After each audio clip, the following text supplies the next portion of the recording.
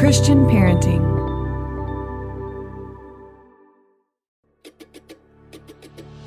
Hey guys, did you know that the Christian Parenting Podcast is part of the Christian Parenting Podcast Network?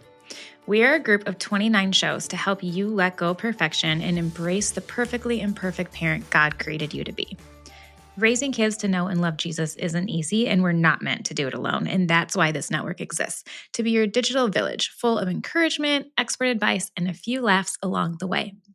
Over the last year, our podcasts have been downloaded over 5 million times, but that kind of impact only happens because of generous listeners like you. Christian Parenting is a nonprofit, and every resource is funded by people who believe in this mission. If this show has encouraged you, and I really hope that it has, would you consider giving back? You can head to cpgive.org to donate today. Again, that's cpgive.org. Thank you so much for your generosity and for your faithful listening.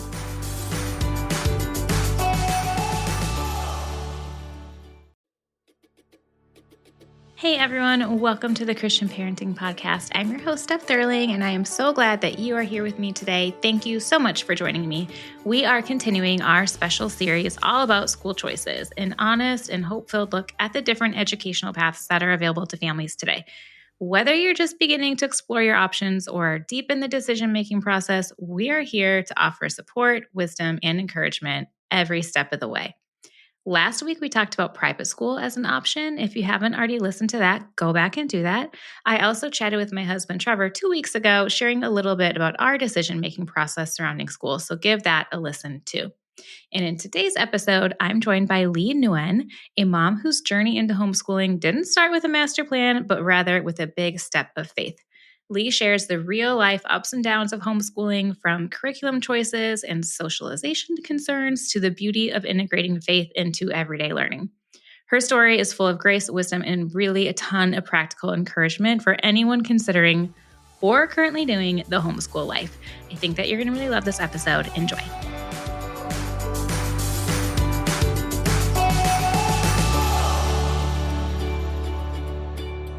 Leigh, welcome to the Christian Parenting Podcast. Thank you so much for having me, Steph. I'm excited about this conversation. So thanks for having me. Yeah, I'm very thrilled to have you. We are continuing on with our school series, and just talking about all the options that parents have is just like a very overwhelming topic. So I'm grateful that you're willing to be here to talk about homeschooling and what that looks like for you and the benefits and the challenges and everything that comes with it. Yeah, I'm all for it. I love that parents are having this conversation and making intentional choices for their children for that year. And so I'm excited to be able to present another option for people. Yeah. I really appreciate that you just said for that year, because sometimes I think parents forget that you can change your mind. Yeah, absolutely. Absolutely. Yeah. Yeah. Like you are not making a choice for forever. It can be a little bit at a time, and you can go do something else. So thanks for that little reminder, because I think that's important. Yes. But let's start. Let's just tell people about you and then about your family, and get to know you a little bit before we start talking about the family that you homeschool. Sure. So my name is Leigh Nguyen, and my husband and I have been married for 24 years. We right now have 2 young adult children that are currently living at home. It's kind of that season of life. I heard somebody say it's like a boomerang. They go out, they come back, they go out, they come back. So 22-year-old and a 20-year-old. And so I am down to homeschooling just my last one, who is 17. So we live in central New York, in the state of New York, and have been homeschooling for 14 years now. And that's kind of us in a nutshell. And I enjoy encouraging other moms to homeschool because it wasn't something I thought I would do. And I hear that a lot from people. So I love to talk about homeschool. It's one of my top things I want to talk about. Well, good, because that's what we're covering today. So tell us about your journey into homeschooling. If it was not something you thought that you were going to do. I feel like I hear that a lot. Either people are like, I was homeschooled, this is the path I'm going down, I 100% know it, or it's like a complete surprise. So what led you to decide you were going to homeschool? Yeah, it was a complete surprise for me. I would call myself an unlikely person to homeschool. And I had one family within my family, an aunt and uncle, who homeschooled their kids. So I knew of the word, but I never really saw them homeschool. They lived far enough away from us that I didn't really know. It's them at holidays, and we'd have a good time together with their kids and didn't really understand it. Get married, have kids, and I went to public school. My husband went to private school, so both of us were in the school system. And so it just felt natural to just put our kids into school. And so my daughter turns 5, and she was actually almost 6 when she started at kindergarten at the local school. It was a great little school and she loved it. But I remember putting her on the bus and it just never really quite felt right. I was like, oh, this is so hard to be separated from her after all this time. And I was like, well, I'll get used to it. Long story short, never really quite got used to that, but then had some, again, it wasn't the school, it was her. She was just not thriving anymore. A lot of stress, a lot of anxiety that came along with school for her. In the meantime, then her younger brother starts kindergarten and he was a force to be reckoned with at home, let alone at school. And so that was also a double concern. And this thought just came to my mind because I did have one friend at that time that homeschooled. She had 3 boys. And I was like, if she can homeschool 3 boys, and then I could probably, throw a girl in there too. And so at the time that I also had a preschooler, my youngest son was a preschool age. And I would say to her, I don't know how you do it. I could never homeschool. And she would just look at me and say, yes, you could. And it was just a matter of time till I felt God just saying, just try it. Just do it. Just look into it. And I was like, okay. And so I made a phone call to her one time then, and I said, so I think we might homeschool. And I just started bawling my eyes out and cry because it just felt like such a big thing because that's why I like to say, let's decide for this year. Even though I felt like this was a really big decision, let's just try this out and see how this goes and see how we feel. I mean, we never quite looked back, but got together with that friend and started homeschooling the next homeschool year. The next school year. And so I would have had a 3rd grader, a 1st grader, and a preschooler at that time. And they went all the way through. Yes. Yep. So all the way through. And so the older 2 did start off with school. And then my youngest I say that he's my great experiment since he's been the one that I've done all the way through. Yeah. All the way through. Yeah. And I wonder, it will be curious to see what happens if they decide to. They all say yes. They all say yes. But there's going to be another person that's going to be factored into that. Yeah. Yes. So, but they do say that it's important. They see the benefit in it. And even though maybe at times they didn't love it because they didn't want to have to do the math work, I'm like, we wouldn't have loved it either way because there's math work at every wants to do the math work at every school. So I'm like, so they all say it's important to them. So we'll see. I'm curious as well. And I hope that they do. And I hope that I'm allowed to be a little part of it, whether it's, take them on field trips or do some fun stuff with, future grandkids someday. Yeah, that would be amazing. So tell me kind of what for you a typical day or a week looked like in your homeschool. And then with 3 kids, how do you make sure that each kid is getting their needs met? Because they're all different. They're all good at different subjects and have different learning styles. What is that? How do you incorporate different needs into your day? What does that all look like? Yeah, so I'm going to approach this from when my kids were younger because my days now look so much different when it's just a 17-year-old who's pretty well independent. So let's focus then to maybe about 10 years ago or so when I would have had 3 in elementary school age range. And I would say that was probably the hardest years were when I had an elementary age, middle, and high school. And so I'm trying to figure out the high school all while trying to teach the youngest reading and math facts. And then the middle schooler, mostly at that age, I mean, he continued to be a force to be reckoned with. So, just keeping him on track, keeping him in the house, keeping him to what maybe he needed to do. And how our days became, it was a bit more organic. When we first started homeschooling, I approached it from a time schedule and then realized that wasn't really going to quite work with kids. And so our days just kind of the good days, we'll say, because there's some days that are, there's ups and downs. And so the goal always was for us to do some family style learning. A lot of families call it morning time or morning basket. There's some authors who call it that. And I always wanted to start with that. Although if they got ready for the day, got their chores done, bed made, breakfast and everything, they were able to start off on some independent stuff. So I preferred having a time that we would start our morning time, our family learning together, because it also gave me a deadline that I needed to be ready for the day and that would keep me focused and keep me on track. So typically around that age, it was 9 o'clock. I would say, we're all meeting here in the living room at this time. And we would go through our family learning type of subjects, things like Bible, if there was science or history, anything that we were doing together. And then we would always end with a fun read aloud. But then there was also the independent work because, as you're saying, kids are of different ages. And so when you are teaching a 2nd grader math, that's going to be different than a 4th grader math, and obviously a lot different than a preschooler math. And there was a lot of bouncing around, and I had to learn. It's just like when you have one child and then you add a 2nd child, and you have to learn to balance your time with both of them. It's the same thing, but you're just doing it with academics and with curriculum.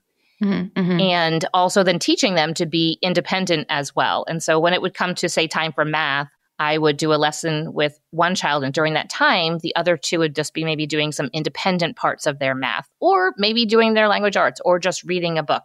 And then I get done with that math lesson with that child, and then they would go ahead and do their work. And then I would jump to the next one. It was a lot of jumping around. And I remember being really exhausted mentally and emotionally by the end of the day. It wasn't very physical. Here we are just at a table and I'm just bouncing around to them. Right. But it did take a lot out of me. And the beginning of every homeschool year, I remember being exhausted every night falling to bed and being like, it's not like I ran a marathon today, but my mind did. Right. Yeah. So that's kind of a little bit of how that would look. We did 5 days of homeschool most years. Some years we did like 4 days, and then Fridays would be maybe a field trip, especially if it was sometime in the fall or in the spring when the weather was nice to take field trips. So that's also an option that we picked at some points in some certain years. Yeah, that's so fun. So you talked about how like some of your family learning you did in the morning, and that would have like Bible time. Like how else do you get to weave faith into your curriculum and into your days? Because you have that flexibility when you're at home, you get to kind of decide what that's going to look like. Right. So as I mentioned briefly that when we first started homeschooling, I was focused on just recreating the school at home. It's the only model of education that I knew. And I didn't see at first that we could weave our faith and weave the spiritual guidance and weave Bible time into what we were doing. And so it took me a few years. And I've had homeschool moms say, well, how do you fit this in? I'm having a hard time fitting my Bible time in. I'm like, no, you don't fit that in. That's the foundation. That's the beginning of it.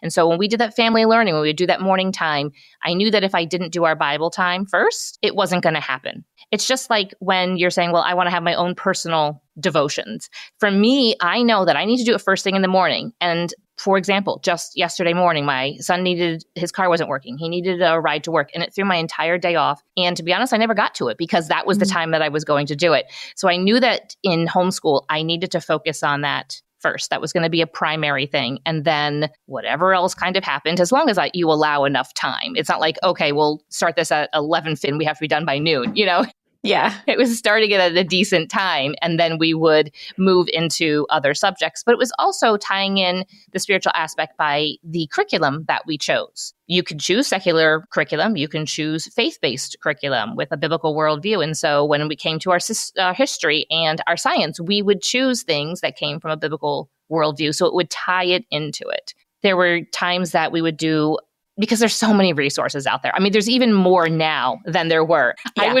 I would find someone, I'm like, I want to do this, and I want to do this, and I want to do this, and I want to do this. And so sometimes at breakfast, while you have a captive audience, you can do some Bible time then, do some type of devotional. My kids loved Adventures in Odyssey. And so at lunch, they would get to listen to a 20-minute episode. And it was, oh my goodness, lunchtime was great. It was actually quiet, except for listening to Mr. Whitaker and all those people, which was great. They would actually eat lunch. They would listen to the episode when it got done, that they were done. And then we were able to tie in the things that they were learning, the lessons that they were learning. And they still talk about that to this day. They still talk about some of the resources that we used. And but also then just encouraging them in their own personal faith and providing them with resources, making sure that they have a Bible. When they're young, it's maybe a VeggieTales Bible. And as they get older, it's actually giving them a Bible that of their very own. And I would also incorporate some type of Bible time into their subjects that they would have to do each day, some type of something, just maybe it wouldn't take them very long, but it was maybe them working through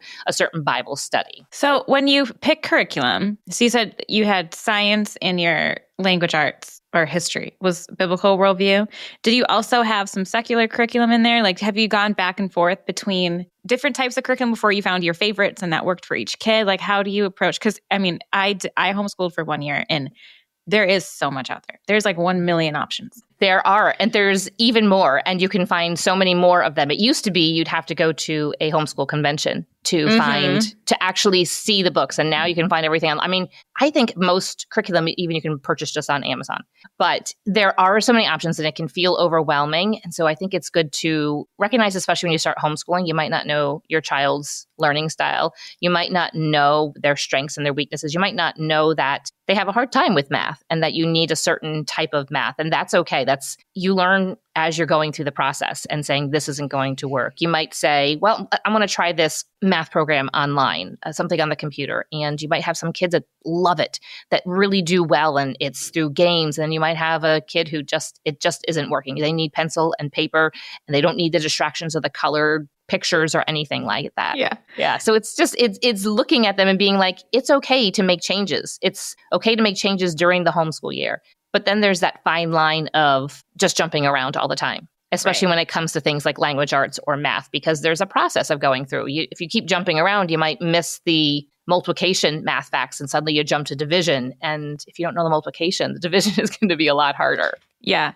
Well, and just pushing through, like, you might just have a kid who doesn't like language arts, and they're not going to like any curriculum that you choose because they don't want to do it, And so you're like, they're going to complain every year, but they just have to figure that out and push through more than change the entire curriculum. I absolutely agree. Yeah. So it's definitely looking and saying, is this just maybe like an attitude problem that they just don't want to do this, or it just is hard for them? They struggle with it. Yeah. So going back to your question about whether it was secular curriculum or having a biblical worldview, I tried to really focus on the science and the history being from a biblical worldview. Language arts, grammar, not always. There were some that we used and it didn't necessarily matter. Now, there might be some that are more fringe and you might want to be careful because of the sentences that they have the kids diagramming for language arts or the books that they're recommending that they read. Math is pretty well straightforward. And so we kind of did an eclectic bit of curriculum throughout the years. Yeah. Okay. And then I'm curious for people who are listening who are like, I can't imagine scheduling my day and like, I'm super type B and unorganized, or I'm really bad at math. And so how on earth am I going to teach my kids math? Like people who kind of panic because like, I don't know if I can actually do this. Like, what would you say to that person? How do you kind of work through, am I going to be able to do this? Yeah, so that sounds like when parents are focused on their weaknesses instead of focusing on our strengths. God all has us wired differently. And I can, even though I have successfully graduated 2 homeschoolers and close to graduating a 3rd, there was a lot of things that I didn't do great. They all turned out okay. I can compare myself to friends who are homeschooling and say, oh, they're doing a better job than I, but they're just doing it differently. And I have a friend that we would joke, she was just her kids were very science oriented. That's just how her brain was working. They would always be doing experiments and her kids have all gone into science fields. And then she would lean over and say, but don't ask me about the history we did, because she knew that we really enjoyed doing a lot of history and a lot of read alouds, but that wasn't what she focused on. And her kids turned out okay, and mine turned out okay too. And so I think we can get really focused on our weaknesses instead of our strengths. But if you don't know the math, I mean, my kids got to higher level maths that I was like, I don't know. There are resources out there. There's curriculum, there's tutors, there's co-ops. A couple of years ago, I had my son I was just struggling with the algebra with him. Well, he was struggling with it. My daughter, so the oldest, she was really good at figuring out the algebra with the curriculum that she was using. She helped her next brother. And then by the time the youngest was to algebra, she was at a gap year program for a year. And so I didn't have her help. So I was like, okay, we joined a co-op. And there was an amazing math teacher. She did a different type of curriculum than I had been using, but he did so well underneath her tutoring him and walking him through that. So there are options out there. We don't have to know things. We just need to be resourceful. Yeah. Oh, that's such a good reminder for so much of parenting too. Like we don't have to know it all. We have resources. We get to outsource some things that we're not as good at. And then we get to focus on the things that we are good at and our strengths. And our kids will turn out okay if you don't do a million science experiments, or if you do. Exactly.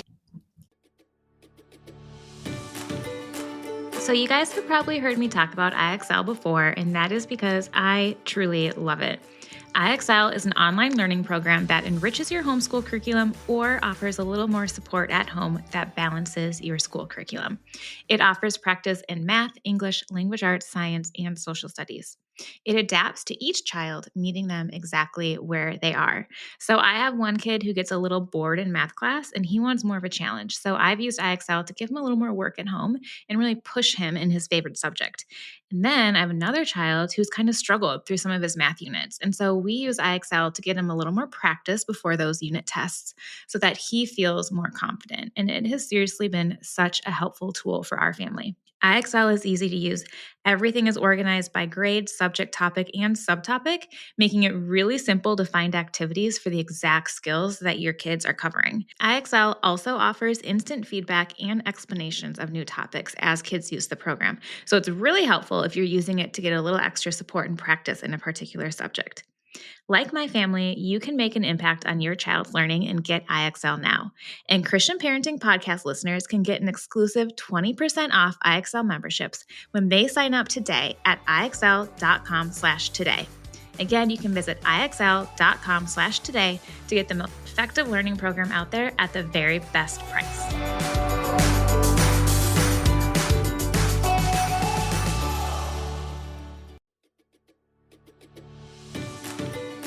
I know as a mom, it is so easy to put everybody else's needs ahead of yours. And I know this because I do it too. But when hormonal changes start to take a toll on your body, it is definitely time to start taking care of you. Hormone health is so much more than just a few symptoms. It affects everything from your mood to your energy levels to how you cope with stress. If you're a woman, you know how easily hormones can get out of balance, especially with all the daily stresses of life. And when that happens, it can feel like everything else is off too. But what if there is a simple habit that you could add to your routine that could make a huge difference? That's where Hormone Harmony by Happy Mammoth comes in. Happy Mammoth, the company that started Hormone Harmony, is dedicated to making women's lives easier, especially moms. And that means using only science-backed ingredients that have been proven to work for women. They make no compromise when it comes to quality, and it shows. The results are so impressive, you guys. There are over 40,000 reviews on their website, and women cannot stop talking about it on social media and in real life too. I know so many people who use Hormone Harmony and absolutely love it. In fact, a bottle of Hormone Harmony is sold every 24 seconds. For a limited time, you can get 15% off your entire first order at happymammoth.com. Just use the code CPPodcast at checkout. That's happymammoth.com and use the code CPPodcast for 15% off today.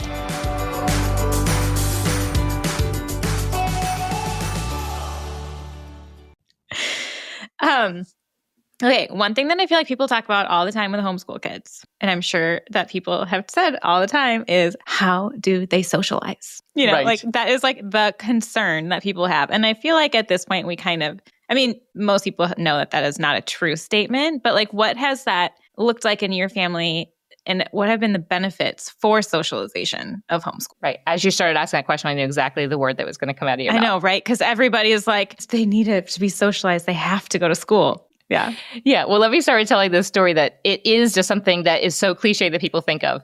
So my daughter was probably about 13 and it was after church, and God blessed me with not remembering who this person was that she spoke to. I just remember it was a woman from church. They had like a 15-minute conversation about all kinds of things, not just like the weather, but all kinds of things. And I could hear, they were within earshot, so I could hear what they were talking about. And just a back and forth. It wasn't like a quizzing. It wasn't like the woman was quizzing her. They were talking about, my daughter enjoys writing and reading, and they were talking about all this stuff. And then at the end, I guess my daughter happened to mention that she was homeschooled. They finished talking and depart from each other. And the woman came over to me and said, "Your daughter said that you homeschool. How do you handle socialization? Are you concerned about that?" And my jaw was hit the floor. It's like, you just spoke to her for 15 minutes and you didn't even know she was homeschooled till she said something at the end. And it sounded like you were having a very pleasant conversation. And I was like, so I think it's really the definition. Like, how do you define what is socialization?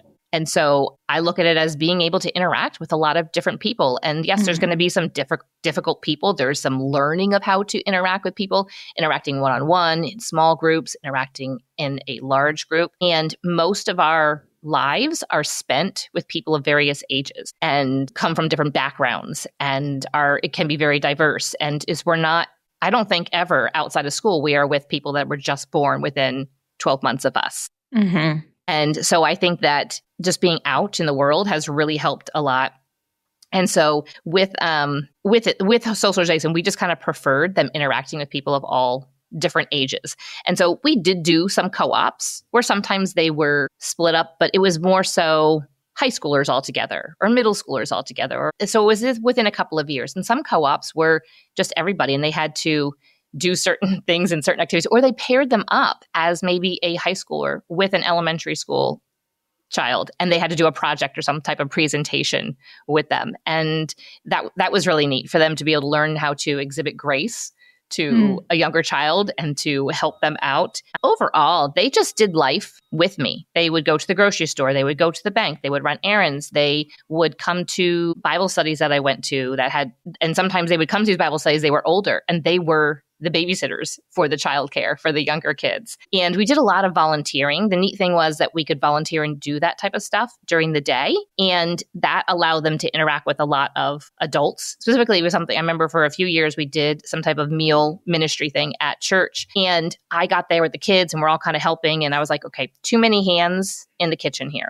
And so I just stepped out. I ended up just bringing them and reading a book and sitting in a corner and reading so that they would then have the opportunity to actually do the volunteering and the making and the preparing of the meals and interacting with the various adults that were actually doing it as well. So it's kind of neat. They do have some relationships with those people and that's been kind of special. Overall church. And then as they get older, they start getting jobs. At 15, my son wanted to get a job and having to learn how to be around all kinds of people of all different ages. He worked at a grocery store. So it was a lot of different people. So it's really looking at it as a holistic kind of approach of how can I give my kids opportunities to learn how to be in the world. Yeah, I always have viewed the socialization piece of homeschool to be one of the biggest benefits because I just think it's so important to be able to talk to adults. And when you go to school all day long, you have to interact with your teachers, obviously, but it's more of a person of authority instead of just a person that you're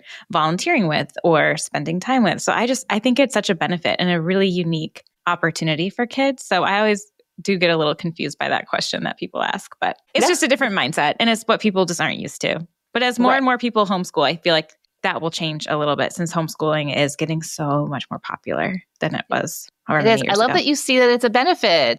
Yeah. That makes my heart happy. Thank you. Because so many people are just very combative about it. And I think it's just I think it's a question that's just perpetuated because they don't know what else to ask. They don't know to ask anything else. I'm like, why don't you ask what they enjoy learning about or what their favorite time period or what they're reading right now? Those kinds of questions instead of the question about socialization. Yeah. Well, and I think people just have a misunderstanding of what homeschooling is because they think kind of like how you started is it's just going to be a classroom, but at home instead of having the flexibility and, getting out and doing more real life things and learning that way. So it's just a mindset change, I think. But yeah.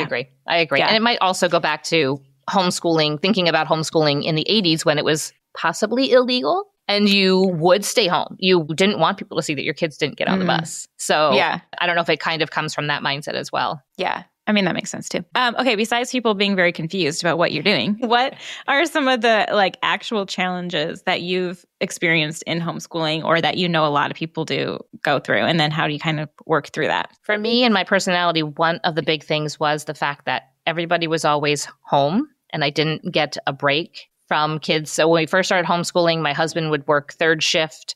And when he wasn't working and he was home, he was a little bit brain dead. And it would take him a while to get into it. On the weekends, he was very active in helping us out. And then we ended up moving and he ended up working from home. And I was like, everybody's always here. And I don't get a moment of peace. I don't get time to be on my own. And I always felt like I was on duty and didn't have that break. So for me, it was just having a little bit of quiet time was a big challenge. And I had definitely some down moments. And my husband would recognize that. And I would even say, I need to be proactive about this. And I need to take some time before I get to crazy mom setting. It's not pretty. So I would take some random evening. I was like, I'm going to go out tonight. I'll make sure dinner is for you guys, but I'm going to go out and grab a bite to eat, or I'm going to go out just to Target, wander the aisles. I'm going to go to a park with a book and read. Yeah.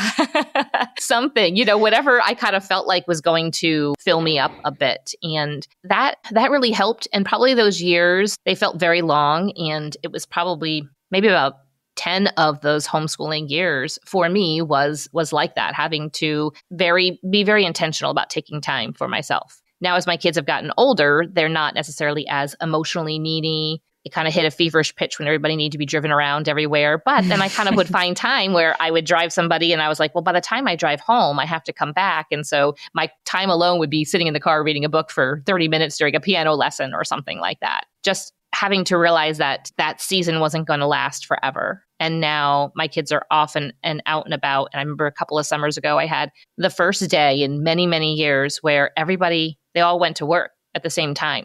And I was at home. And I was like, this is really weird. Mm-hmm. So I had to like figure out what does that exactly look like. But I would say that's a big thing is just moms just feeling overwhelmed. Because even when you have just little ones, even before you maybe decide to homeschool, you have a baby, you have a toddler, you have a preschooler, and they're just very needy. And I'm not saying in elementary, if all the kids are elementary age, that they're as needy. It's just different types of needs and different types of discipleship and discipline and being on in a different type of way. So I would say for me, that was probably the biggest thing. And I hear that a lot from homeschool moms too. And I think the other one would be for other homeschool moms is just not feeling like you are smart enough or feeling like you are able to provide them with a rigorous education. Like, listen, it's 2025. Anybody can provide them with a rigorous education. And if you don't feel like you can, there's so many resources out there. And just a big thing is just to pray. Just ask God to just fill you with the patience, with the wisdom, with the resources and the direction. And before every homeschool year, I just highly recommend just spending time in prayer, considering how you should spend your time, because there are a lot of resources out there. There are a lot of activities, but we can't do it all. And when we try, we get burned out. And then mom, gets a little burned out, and she needs those evenings alone, or she needs just a little bit of time to herself. So those two things I would say were two of the biggest challenges and obstacles that moms face. Yeah, I feel like that would be me. If I was a homeschool mom, I'd be like, we're going to do everything, and we're going to do all the curriculum, and we're going to do all these field trips and activities. And then I would just have a complete meltdown at some point and then be like, well, obviously. But I mean, you want to do it all, and you want what's best for your kids, and you want to make sure you're doing it all right, just like in any part of parenting. And then you add in their academic life to it, and that's a lot of pressure. It is. Oh, that's such a good point to make, of the pressure. I think we have a lot of pressure that we put on ourselves. I don't always look at that as a bad thing, because I think when we put pressure on ourselves as a mom, it just means that we are trying to be intentional, and we aren't just being reactionary. We're trying to be proactive in what we're doing. Just like in motherhood, and we're not going to be able to get to everything that we ever wanted to do. We kind of focus on what are our priorities. And so at the homeschooling, it's what are the priorities? I mean, I think back now even to like, what would I wish I could take my kids to all these field trips, and my 22 and 20-year-old are like, I don't know. I don't really have time to go on a field trip to, I don't know, some historic site or something like that. So there's always going to be things that we wish we could get to, but it's just doing what we can, and then just understanding that there's limited time, and God will he'll fill in the gaps of the things that we feel like we miss out on. Yeah, that's a good point. So as your kids you have two who are done, you have one who's finishing up. Like, as you reflect back and you look at your 14 years of homeschooling, like, how have you seen your kids grow in the unique ways that homeschooling offers, like both academically and spiritually and just personally? Yeah, this is a great question. I really think that homeschooling has helped shape my kids as to who they are now today. They are fiercely independent and, for better or for worse, fiercely opinionated as well.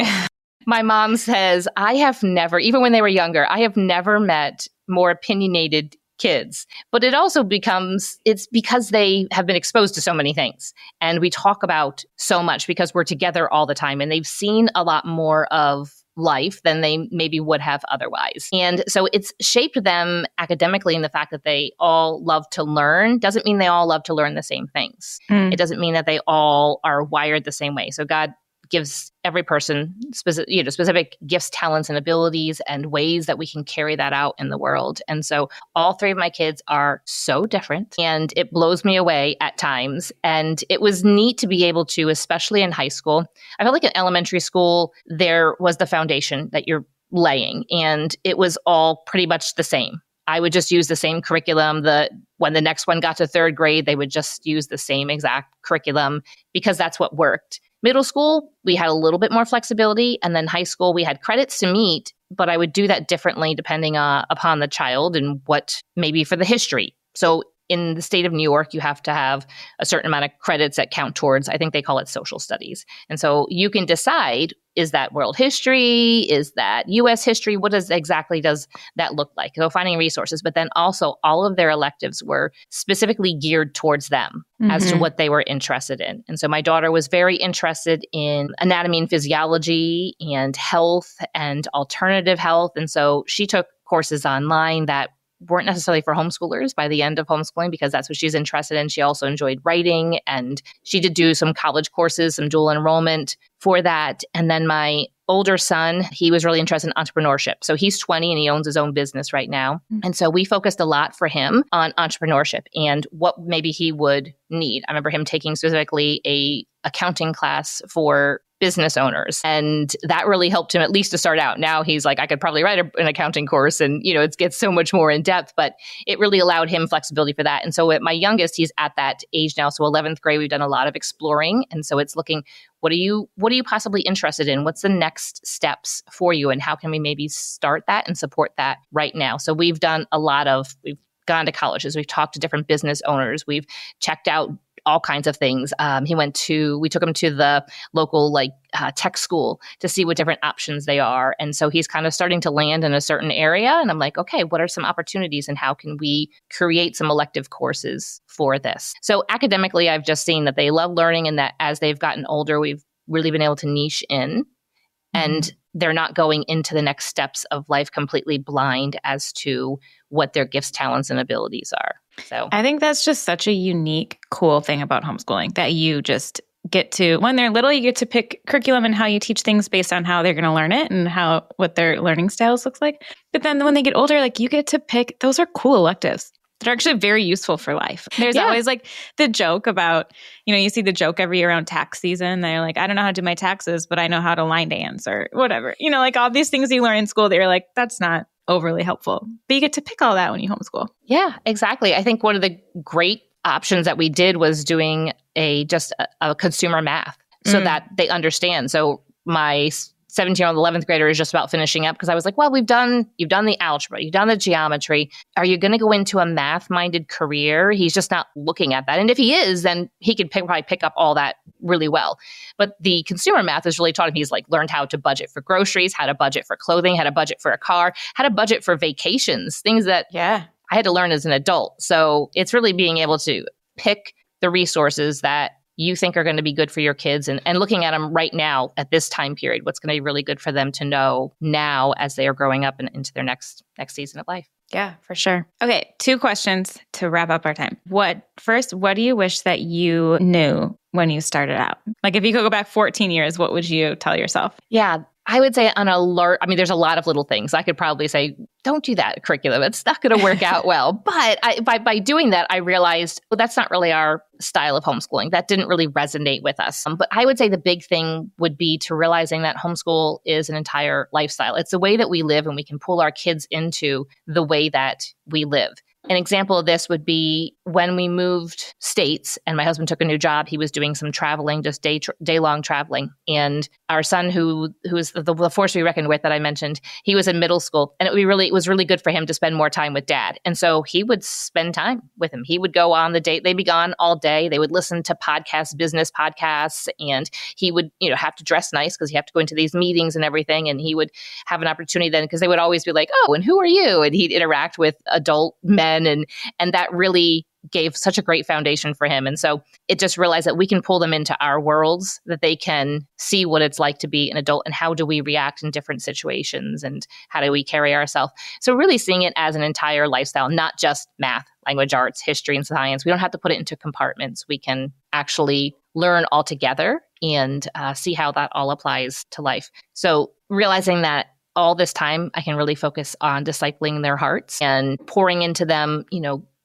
God's truth and teaching them theology. And my kids, by the time they graduate, from high school, I'm like, you could speak theologically. Put me up against a theologian and I'll sound not so smart. But they can carry their own when it comes to adults and expressing their view on something and what scripture they use for that basis. And but also, I would say the other thing is I wish that I knew how much homeschooling would sanctify me instead of pushing against being like, I'm not patient enough and just angry that I wasn't patient enough, being like, this is the Holy Spirit revealing to me that I'm not patient enough in this area. And how can I grow in patience? Therefore, growing in patience in this area will also help me to grow in patience in other areas. And so if I look at myself, way back then, I was a very impatient person. And now my young adult kids will be like, you're so super chill. And I'm like, you kind of get to this point.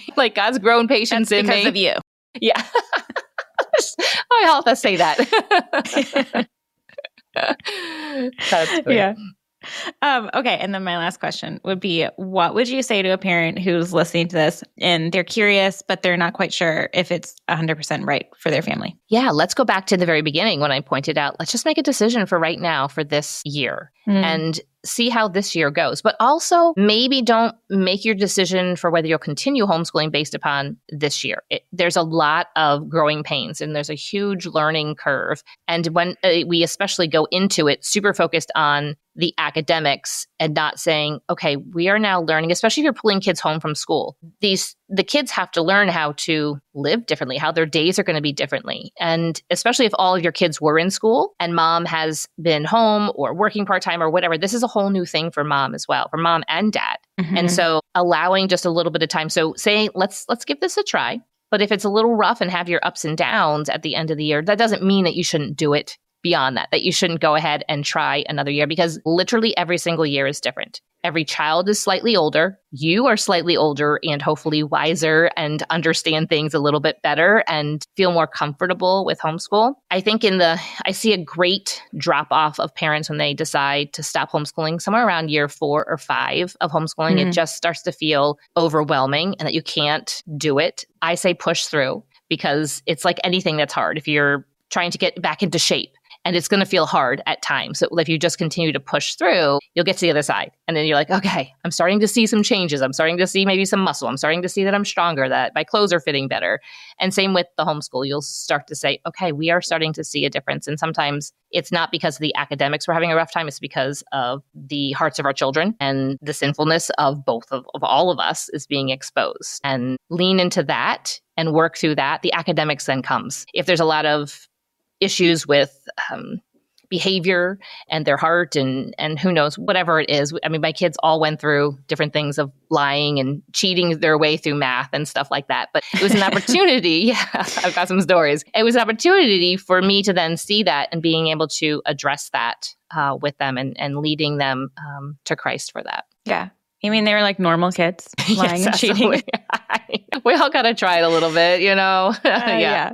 I mean, that's part of growing up, right? It's trying all that stuff, pushing boundaries, doing all the things. Yeah. But thank you so much. I feel like this was so helpful. We covered a lot of ground in 40 minutes. So thank you so much for sharing just your story and your experience and all of your wisdom. I think it'll be really helpful for people. Where can people connect with you or keep in touch? Absolutely. So you can go to my website, Little by Little Homeschool. I also have a podcast. So wherever you like to listen to podcasts, you can just look up Little by Little Homeschool. And I share from a perspective of a homeschooling mom. It's a mixture of academics as well as just like, what does life look like for homeschoolers? And you can find me on Facebook and Instagram, whatever your favorite social media is.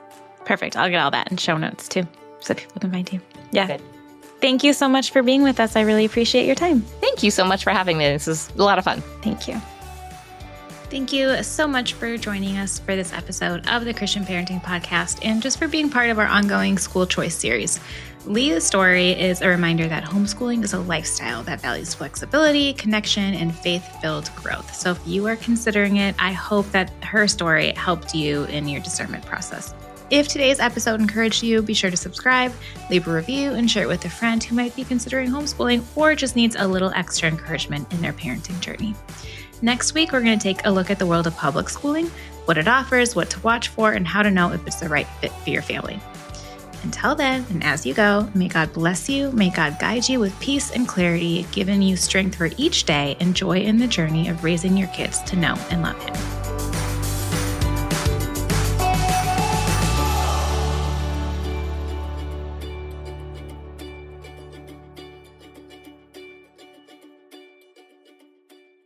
If you're a podcast host, listen up, this one's for you. My name is Allie Jackson. I'm the host of Finding Mr. Height, a dating and relationship podcast that I've been doing for 4 years now, sharing my positive and practical approach to dating that's built on my own life experience. And I wanted to share another experience that I've had, my secret behind monetizing my show. It's called Red Circle, and I was just telling my colleague about how much I love their platform. With Red Circle, not only am I getting a seamless hosting experience, but I also love the support I receive in ad sales. It's not just typical ad sales either. It's targeted targeted opportunities based on my show and my life. And the platform is super simple. You just set your preferences and Red Circle matches you with sponsors that align with your show. You can vet every opportunity and their platform gives you great analytics. More recently too, my Red Circle team has brought me opportunities outside of my podcast on social media to really augment the podcast partnerships, bring them full circle. I just can't recommend them enough. If you want to give it a try, go to redcircle.com to get your free trial. That's redcircle.com for a free trial.